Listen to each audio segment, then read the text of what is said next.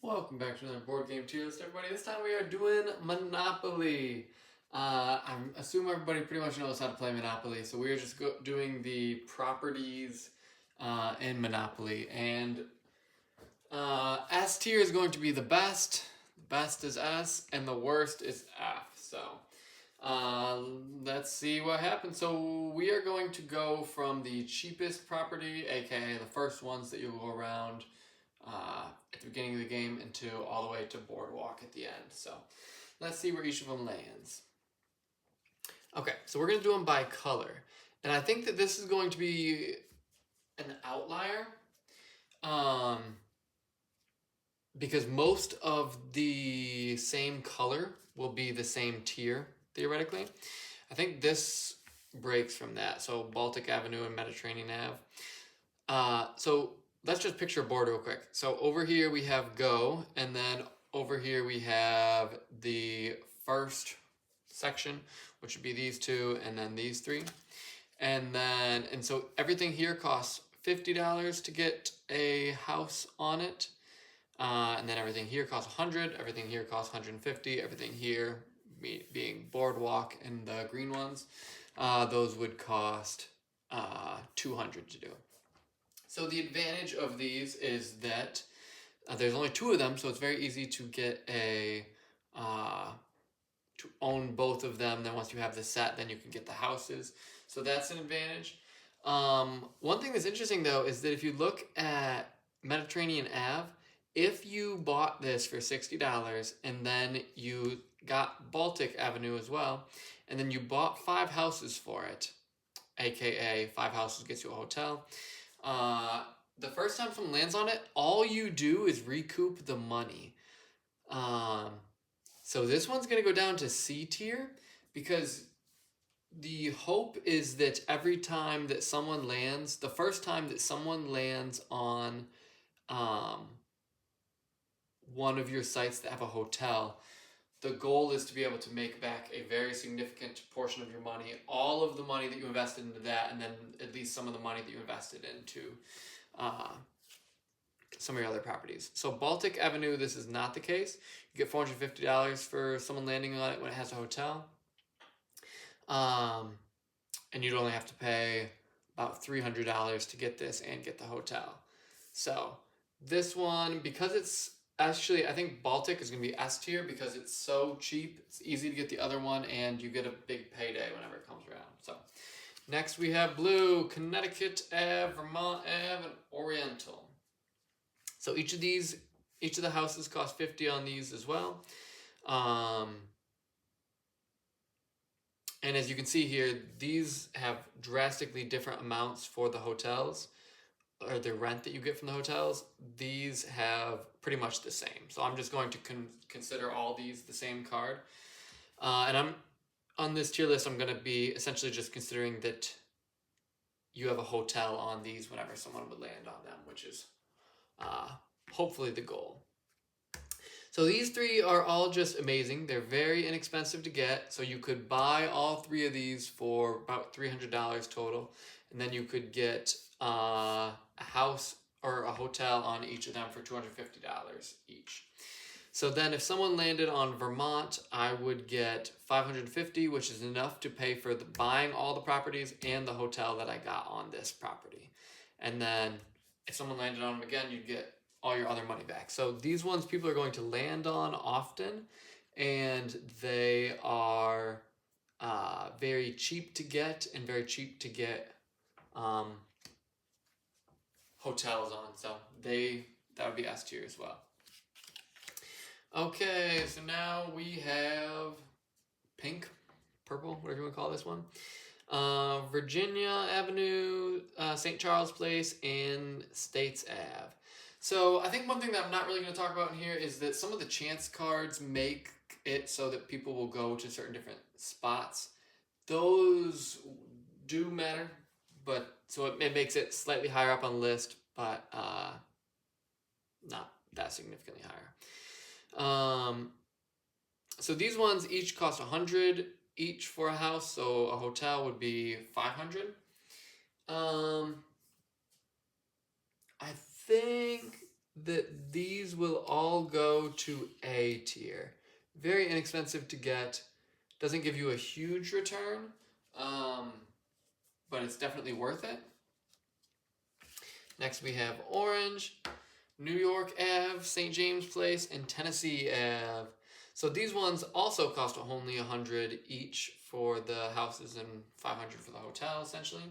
But your yield is going to be significantly higher. Yeah, your yield is significantly higher. Be an extra $200 right here. So actually, maybe that's not that significant, but it is definitely a boost, and this is probably the most money that you can get from something pretty efficiently. With that in mind, I think I'm gonna put yeah, I think I'm gonna put all of these in A tier as well. Very, very good properties. Okay. Next, we have red, so Illinois Ave, Indiana Ave, and Kentucky Ave. So these ones, people can still land on a decent amount. They're not too far around. Obviously, people can roll whatever they happen to roll or whatever, but things at the beginning of the board tend to be considered better, in my opinion. And caveat, I am not a Monopoly master by any means, but obviously I've played tons of this in my life, so... each of these will cost you $150 per house, or a significant amount, $750, I believe, for a hotel. So very, very expensive. So what makes these bad? Because these are bad in my mind. If I was to buy all three of these for, let's just call it $700, and then I was to put a hotel on this one, it doesn't matter which one, but let's just say it was this one, and someone landed on it, it would have cost me, let's just call it $1,500 to get the, to get all of these and have a hotel on this, and I only get $1,000 back. So it seems like a very poor investment. Someone needs to, if you were to get hotels on all of these, people would need to land on these like 3 or 4 times before you break even and start making a profit. So these are often a pit. And sorry, I'm just assuming that people are using the old-fashioned rules of where you have to buy things instead of auction them. I know with the auction rules you can get some of these things for cheaper, but still the price of the overall return on investment still applies because you still need to buy the houses. You can't get a discount on those. So would I say that this is C or F? Maybe we'll move stuff around. I think we'll just say... No, I think maybe we'll just say this is C for now. Okay.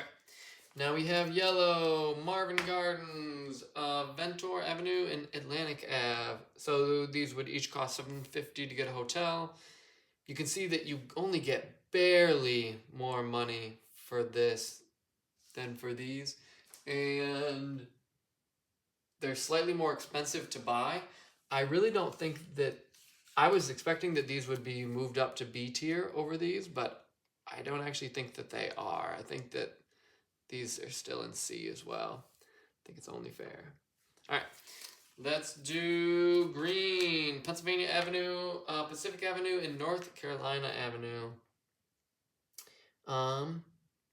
These would cost $1,000 to get a hotel, and they cost about $1,000 to acquire all of them. So this is another one where it's going to take you a long time to earn your money back. And I guess I see Monopoly not as a game where you are trying to play this for 3 hours and keep, like, just hope you get lucky on one of the spots and someone has to pay you a ton of money. Because if I owned all of the last side, so if I owned Pennsylvania, if I owned all of the greens and all of the blues, and I had hotels on all of them, I will probably win the game. But if somehow my opponent gets, but essentially I need to make it around the other three sides and not get destroyed um, by the stuff that my opponent has on all those sides. So I think that that's very unlikely. If someone lands on these and you have a hotel on them, or at least if it happens multiple times, it's probably going to mean that they lose the game if they do it enough. But somehow you have to have the money to buy all these and get all the houses on them anyways. So whereas these can be like self-sustaining things that are going to make you money, these you have to invest a ton in before you get any return. So unfortunately, these are all going to go down to F. The barrier to entry is too high. And then we have Boardwalk and Park Place, the most famous ones in Monopoly probably. And they are the blue ones. So this is another one that would cost $1,000 to get a hotel. So, but let's just compare these to these. If you were to buy these, this would cost you, I think, $750 or around that if I'm not remembering correctly. This cost you $750 to buy both of these. And then it would cost you another $1,000 to get a hotel on each of them. So let's just say that you just got a hotel on Boardwalk and you were holding out for, I believe, the chance card that shoots somebody there. So if you just got a hotel on Boardwalk, they cost you $1,000 plus $750 to buy both of these. And there's only two properties, so you could land on both of them or trade for one of them and get both of them. So if you did that and someone landed on there, you would make all of the money that you would put into both of these back in an extra $250. And then you have this sitting right there for you for the rest of the game to essentially be a death trap to somebody. Because pretty much if someone lives on or lands on Boardwalk with a hotel, it's decently likely that that player is going to lose instantly because they're going to run out of money. And Park Place is marginally worse.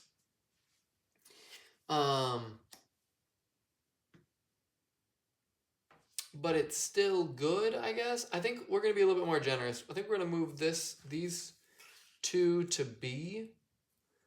Because this one costs nothing, so if you don't end up putting anything on it, that's fine. And these are two ofs, so I think it's fair to put them here. I think Boardwalk we're going to put in A tier. I think that's reasonable. So, hope that makes sense. So yes, Baltic Ave is better than Boardwalk in my opinion. Hot take.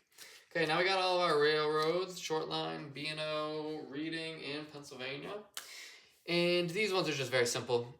They're good to have. They're a good cash infusion at a random time. If you have one of them, you get 25. If you have 250, 300, and then 4 would be 200. So that's your biggest jump. And these are always a good investment in my opinion. If you can get all of them, this is just a very, very, very likely way to help you stay in the game. I'm not going to put them in S because they're not going to win you the game, but they do give you enough money to continue to participate in the game, I guess. So like they're very well teamed up with these or these. But again, even if you had all 4 of these and someone landed on one, all you could do is buy one house on one of these or one of these. So it's just not efficient to be investing in the houses in these for the most part. Except on Boardwalk, which can just win you the game. So next we have the utilities. So waterworks and electric. If you own one and someone lands on it, they would roll 2 dice, pay you 4 times the amount.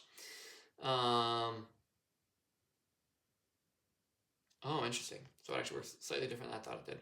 And then if you own both of them, you get 10 times whatever they rolled. So these, if you buy these, it's a sunk cost, essentially. You will have your money be invested in something that's eventually going to get you some money, but it doesn't immediately make you your money back. And over the course of the game, it will, but there's probably better places that you could put them. But these aren't necessarily bad things to have, and they can be good things to trade if you were able to use trading to your advantage. If you get taken advantage of in trading this game, that just really stinks. But that's my tier list, everybody. Hope it's helpful, and yeah, there we go. Peace and prosperity.